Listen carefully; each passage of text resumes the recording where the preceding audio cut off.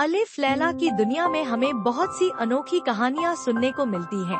आज मैं आपको उस अद्भुत कहानी का किस्सा सुनाऊंगा जिसमें जादुई चिराग और एक फकीर की बातें शामिल हैं। एक समय की बात है, बगदाद शहर में अलादीन नाम का एक गरीब लड़का रहता था।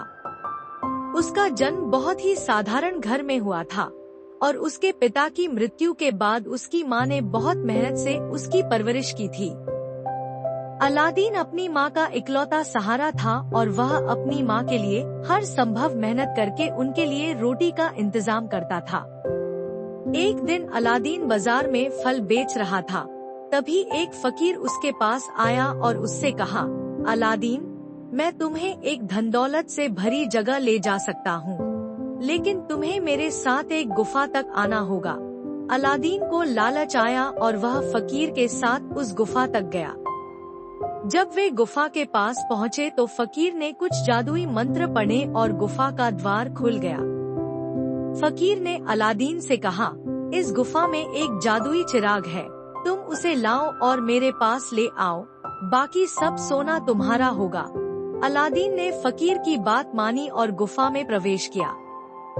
गुफा के अंदर अलादीन ने देखा कि चारों तरफ सोने की चमक बिखरी पड़ी है। वह उन सबको नजरअंदाज करते हुए आगे बढ़ा और आखिर में उसे वह जादुई चिराग मिल गया, जो बेहद साधारण दिखने वाला था।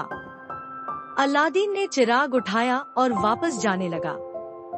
रास्ते में उसके हाथों की उंगलियां चिराग से रगड़ खाई और अचानक से चिराग से धुआं निकला और एक जिन्न प्रकट हुआ।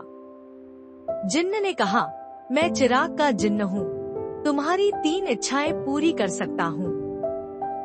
अलादीन ने जिन्न को सामने देखकर अचरज से चिराग की ओर देखा। उसने सोचा कि वह स्वप्न देख रहा है या वास्तव में यह सब कुछ हो रहा है। जिन्न के शब्दों पर विचार करते हुए अलादीन ने कहा, मैं चाहता हूँ कि तुम मुझे इस गुफा से बाहर निकालो, सकुशल मेरे घर तक पहुँचाओ। जैसे ही अलादीन ने अपनी पहली इच्छा जाहिर की, जिन्न ने उसकी इच्छा पूरी कर दी और अलादीन को उसके घर के दरवाजे पर पहुंचा दिया। अलादीन अपने घर पहुंचकर माँ से मिला और उन्हें पूरी कहानी सुनाई। उसकी माँ चिराग को संजीवनी समझने लगी। अगले दिन अलादीन ने चिराग को पॉलिश किया और जिन्न पुनः प्रकट हुआ। अलादीन ने अपनी दूसरी इच्छा बताई, मैं चाहता हूँ कि तुम मेरी माँ और मुझे एक ऐसा महल दो जो इस दुनिया में सबसे भव्य हो।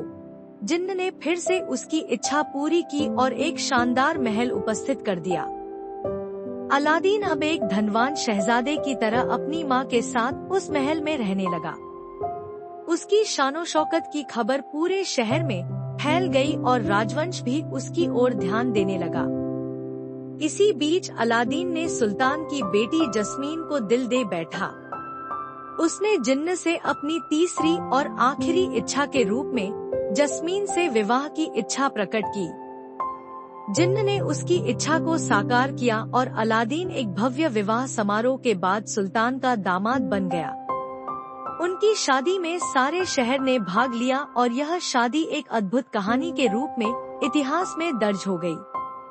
अलादीन और जस्मीन ने बड़े प्रेम के साथ अपनी जिंदगी बिताई और उनके महल में खुशियां हमेशा बनी रहीं। लेकिन कहानी यहाँ खत्म नहीं होती, क्योंकि फकीर की बुरी नियत अभी भी अलादीन के चिराग के पीछे थी। वह जीवन भर उस चिराग को पाने की कोशिश में लगा रहा। क्या अलादीन और उसकी खुशियां सुरक्षित रहेंगी? क्या फकीर उस जादुई चिराग का मालिक बन पाएगा या अलादीन की अच्छाई की जीत होगी? यह एक और किस्सा है जिसकी चर्चा हम किसी और दिन करेंगे। अलादीन की अनोखी दास्तां आज भी बगदाद की गलियों में कही जाती है, क्योंकि यह सिखाती है कि जीवन में साहस और अच्छाई के साथ हर मुश्किल को पार किया जा सकता है।